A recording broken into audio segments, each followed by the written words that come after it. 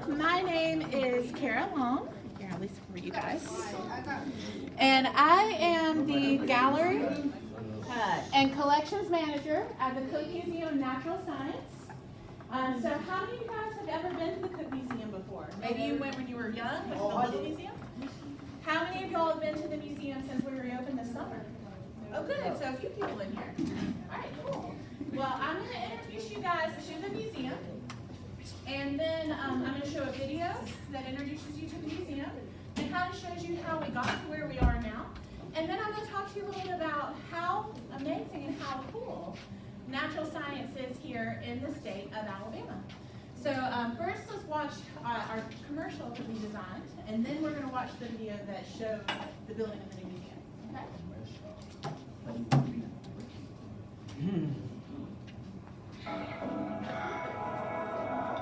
My trip to the Cook Museum of Natural Science was amazing. I saw real-life jellyfish and learned that they don't have any brains, or a heart, or blood, or even eyes.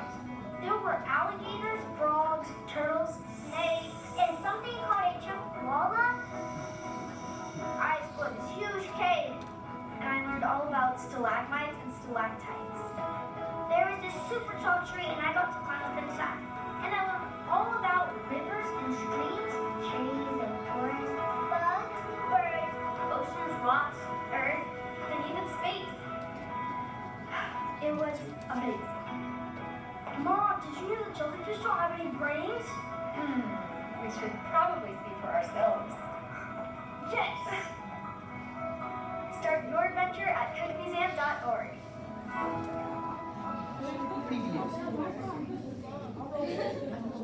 Alright, guys, so that was our commercial. Alright, now we're going to watch a video that shows the steps that were taken to construct the exhibits.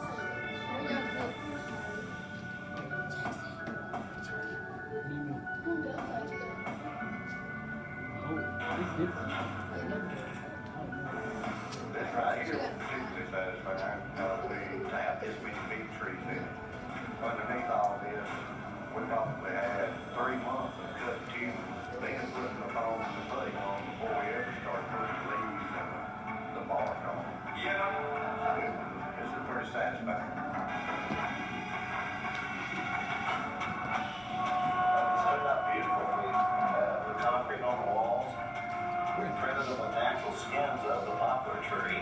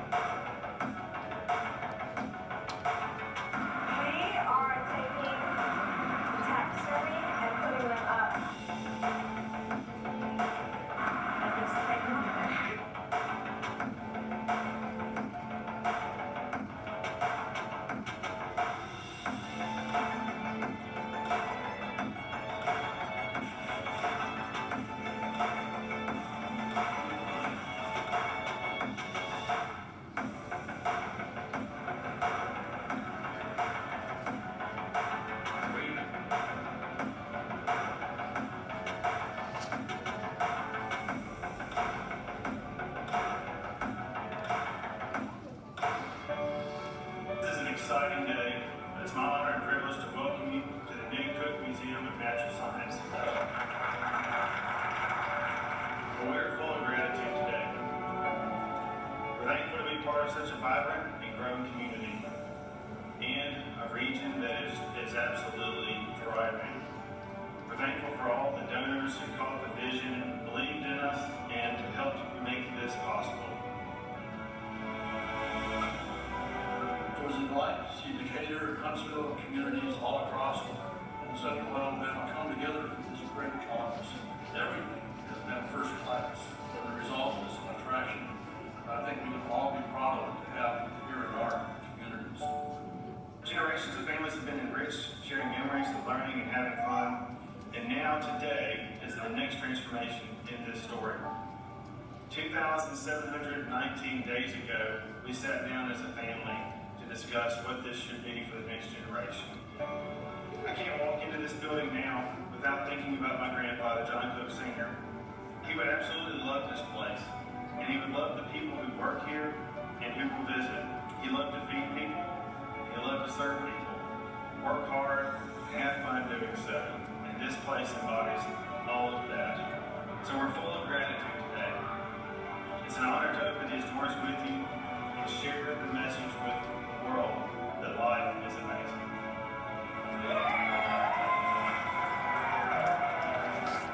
From our hearts to your hearts.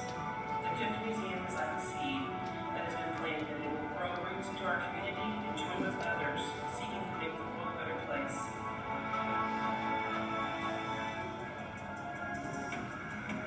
The word amazing is not powerful enough for what has happened here. In this current year, tourists will spend $1 billion in taxes on the state and local level. And this museum is going to contribute to that. On the tourism level for the city of Decatur, we will be hard pressed to find 10 natural science museums in the country that are on this level. Congratulations, and an incredible job that's going to benefit the city and the whole state.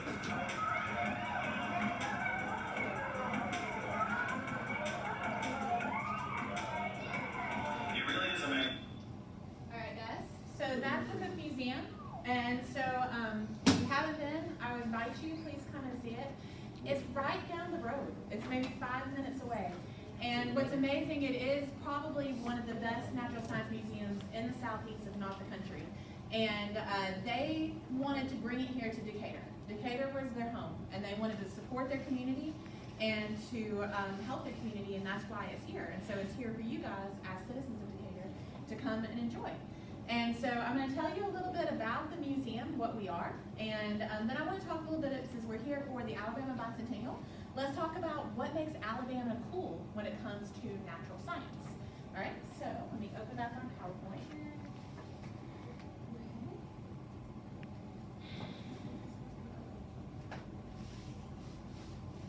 All right, so this is an image of our museum. And so our museum is a private nonprofit. Our mission is to engage, excite, and educate visitors of all ages about the natural, creative world around us. And so the way we got our start, you know, Cook's Pest Control, John Cook Sr., he wanted the technicians that were going and they were eliminating pests that were people's homes and in their businesses. You know, they needed to know what they were looking for. And so he started a bug collection, pinning these pests. And it was kind of cool. All these technicians came and I said, hey, can I bring my kids? Can I bring our Boy Scout, Girl Scout troop? Can we come take a look? And it just grew from there. They started collecting taxidermy, rocks and minerals, seashells, and that became this small 5,000 square foot museum that y'all probably visited when you were growing up. Now our museum is 62,000 square feet. So you can fit like 11 or 12 of the original museum in the museum that we have now. So of the 62,000 square feet, around 30,000 square feet are the exhibit space that you get to visit when you come and tour the museum. The rest, we have classroom space, so we actually have classes and field trips coming every day. So tell your teacher, last week we had a bovine eye dissection. Y'all wanna do a bovine eye dissection? Yeah, I don't know, for me personally, but I would like to do a pitcher plant dissection. Do y'all know what a pitcher plant is? Yes. Yeah, exactly. So carnivorous plant, and you're going to get to see a pitcher plant on this slideshow in just a little bit. So that's another thing that we offer. And so our whole point is trying to educate the public about natural science. We also have programming, free programming that the public can come to. We just had Cephalopod Awareness Day. Who knows what a cephalopod is? Not a crab, but you're getting close. It has 8 legs. A spider. No, an octopus. An octopus or a squid. That's what a cephalopod is. And they're classified with other mollusks. So like when you see a clam, a bivalve, that's the same family as a cephalopod. And so we had that to teach all about cephalopod awareness.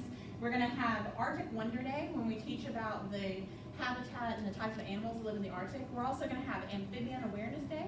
And so those are some fun things that we have coming up that you can come to the museum and learn more about the world around you. We also do use live animals. That's a big draw to our museum. So when you go into our exhibits, you can see alligators, turtles, snakes, bullfrogs. We've got lizards, everything in our exhibits. And we have them on display, and then we also have education animals that in some of these programs you can actually get a chance to touch some of these animals. All right, guys. So,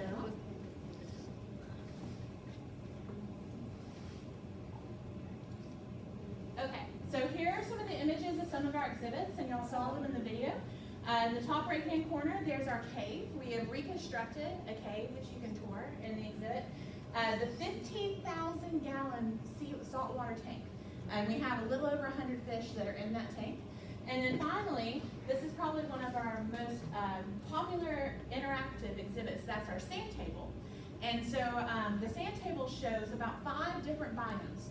So the Arctic biome, the desert biome, eastern woodlands, which is the one that we live in, and a tropical biome. And so you can build mountains. They show cliffs and crags. You can actually build a mountain, put a hole in the center, and the projector realizes what you built, and all of a sudden you'll see projected magma flowing out off of the volcano.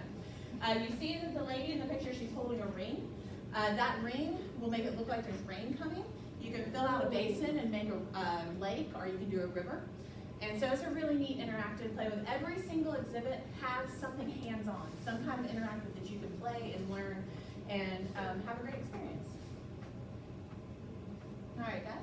So let's talk about our state. We are here for the state's bicentennial, and I'm sure y'all have heard a lot of really cool, interesting facts about the history of our state today. Did y'all know how amazing our state is where it comes to the natural world? We are in a pretty neat place. In order for animals and plants to thrive, you know, you have to have a lot of water, you have to have the right temperature, you have to have the right kind of food. The state of Alabama has close to 3,000 rivers and streams. So all of that water just makes it a really nice home for animals that live here. So guys, you know, take a moment. When you're leaving your house in the morning, you know, you may be running late and you're running straight to the bus or straight to your car. Or when you're home in the afternoon before you pull out your phone, just look and see what's in your yard, what's on your street. If you slow down, look at the plants. You may notice bugs flying around that you never even thought about. You may look down and you may see a squirrel or a chipmunk running through. Slow down and appreciate the world around you, okay? So 70% of our state is covered in forest. Isn't that cool? 70% of our state is covered in forest. It's pretty awesome, yeah. So that's more than half of our state. Also, we are #1 in a lot of areas of biodiversity. So does anybody know what biodiversity is? Oh, they teach us in biology. Okay. So what's biodiversity? It means fresh. Fresh? It doesn't mean fresh. It means that life can thrive. Biodiversity means there's a lot of different types of life. And so for the state of Alabama, we are #1 in biodiversity for a lot of different species. Freshwater turtles, freshwater fish, freshwater crayfish, freshwater snails, freshwater mussels, and carnivorous plants are also things that we are #1 in for the state of Alabama. And remember we were talking about pitcher plants earlier? This is an image of those pitcher plants. So pitcher plants look like a tall, pretty vase. It's got a flap on the top. They have an enzymes in the bottom of the pitcher plant that smell delicious. Like the bugs think they're going to get the absolute best meal ever. Well, when the bugs come and land in the pitcher plant, they become the meal. So when you think about carnivorous plants, you usually think about like a Venus flytrap instead. But this is an example of a carnivorous plant. The state of Alabama ranks 5th in the nation for biodiversity. So out of 50 states, we are 5th in the nation for having that amazing variety in species that live within our state. The state of Alabama also has an amazing cave system that's right here in North Alabama. So if you ever have y'all ever been maybe to High Point in Huntsville and get to go climbing rock wall climbing? That's kind of fun. It's become trendy. people love to go to caves, and that's one big hobby. And so we have this amazing system. It's called TAC, the Tennessee, Alabama, and Georgia cave system. In the state of Alabama, we've had 4,800 discovered caves. And so people come from all around the country, all around the world. They come to Alabama because we have these amazing caves that they can go and explore. So the picture here, this is the Neversink Cave. This in Jackson County. Y'all want to be this guy right here, that's spelunking through the cave? This cave is 40 feet in width and 160 feet deep. That's how big this cave is. Yeah, it's a big cave. So now, it's so popular. Caving is so popular here in North Alabama. Our state Spelunking Society is based in Huntsville, Alabama. Actually, the National Spelunking Society is based in Huntsville, Alabama. So for people who enjoy this hobby across the entire country, it's based right here in North Alabama where you guys live. So also, we have a really cool place that's maybe a 10-minute drive from here. How many of y'all have been to Wheeler Wildlife Refuge? Yeah? All right, so during the winter, around 295 different types of birds will come in winter at Wheeler Wildlife Refuge. So you can go and see all of these amazing birds. About 30 waterfowl come and they winter there. So this makes Wheeler Wildlife the #1 place for waterfowl to winter in the entire state of Alabama. Now, probably the most famous bird that comes to Wheeler Wildlife is the whooping crane. Now, have any of y'all seen a whooping crane when you've been at Wheeler Wildlife? They're really cool. This right now, they're coming here to Alabama. We're about to have the Crane Festival here in Decatur, so you can learn a lot about the whooping crane. Whooping crane, there are about 500 whooping cranes that are in the wild. All in all, there's close to 900 that are in existence, but only 500 of them in the wild. About 30 of them come to Alabama and come to the Wheeler Wildlife Refuge every year. So, guys, you are getting to see one of only 500 of these birds that are in the wild. At one point, there were about 40 of them in existence. So there was, there's maybe about 20-something, 30-something people in this room. So about the number of people in this room is how many whooping cranes actually existed in the world. Now they've made some legislation. They are trying their best to help this animal so that they no longer will go extinct or anything like that. They're helping them because they are critically endangered. And what's great is we've gone from 40 to almost 900. So hopefully that number will keep rising. There are a lot of endemic species in the state of Alabama. Does anybody know what endemic means? Endemic, a small number, exactly. So endemic means only from one place. So when I say it's an endemic species in the state of Alabama, you can't find it in Georgia, New York, you can't find it in Las Vegas. You can only find it here in the state of Alabama. And so one example is this little fish right here. That is the spring pygmy sunfish, and it's teeny tiny. It is found in these freshwater springs that come up from the Tennessee River Basin. And so you can only find them in Lauderdale and Limestone County. And so they can only be found in the state of Alabama and only found here in North Alabama. Another really neat animal that can only be found in Alabama is this guy right here. This is the Alabama cavefish, and I know he's not a looker. He looks kind of weird. The reason he looks that way is he is in the very back dark recesses of one cave in North Alabama, in Key Cave. And because he's there, he's almost translucent. It's in the dark. He doesn't need any bright colors to scare away a predator. He's also blind. He doesn't need eyes because he's in the dark. There's no light. And so we know that the Alabama cavefish is in only 5 pools in that one cave, Key Cave. And they believe there's less than 100 in existence. And so it is a critically endangered species.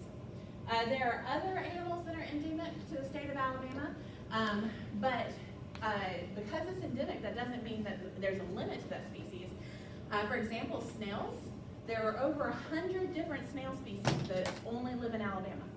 So overall, the state of Alabama ranks 7th in the nation for endemic species. So that means there are more species in our state than the other 43 that only live in the state of Alabama. All right. Have any of y'all ever gone out and seen Big Tree in Sipsey Wilderness? Anybody? Oh, cool. So Big Tree is the state's largest tulip poplar tree. And so you go out to Bankhead National Forest, hike into Sipsey Wilderness. It's about a 45-minute, an hour hike. And when you get there, you're gonna see this huge tulip poplar tree. If you see these two guys, they can't even reach around the tree. They're hugging the tree. It is a beautiful tree. It is about 252 inches circumference and 153 feet tall. So at the museum, we wanted to teach about Sipsey Wilderness. We wanted to teach about Big Tree. So we made our own Big Tree in the museum, but we need to make it fun too, right? So we carved out the middle and we put a staircase, and it takes you up to the second story of our forest exhibit. So now to make it safe and usable, we need to make it a little bit bigger than Big Tree. So we actually nicknamed it Bigger Tree. But you can climb up our Big Tree in our exhibit. So the real Big Tree though, being the height that it is of 153 feet, you can imagine 4 telephone poles stacked on top of each other, and that is how tall Big Tree is in Sipsey Wilderness. So it's a worthy thing to go and hike out there and take a look at it. You know, all of this, guys, it's right here in your backyard. All of these things are here in North Alabama. Wheeler Wildlife, Bankhead Natural Forest. Come to the Cook Museum and learn about all these things that you can see, and then go out and explore it and look for it on your own. We are really lucky to live in a really wonderful state with really amazing outdoors. And so I'd love to invite you guys to come and learn from us and look at the Cook Museum, and then invite you guys to go outside and just enjoy it. So any questions for me about the Cook Museum or about anything that you guys learned?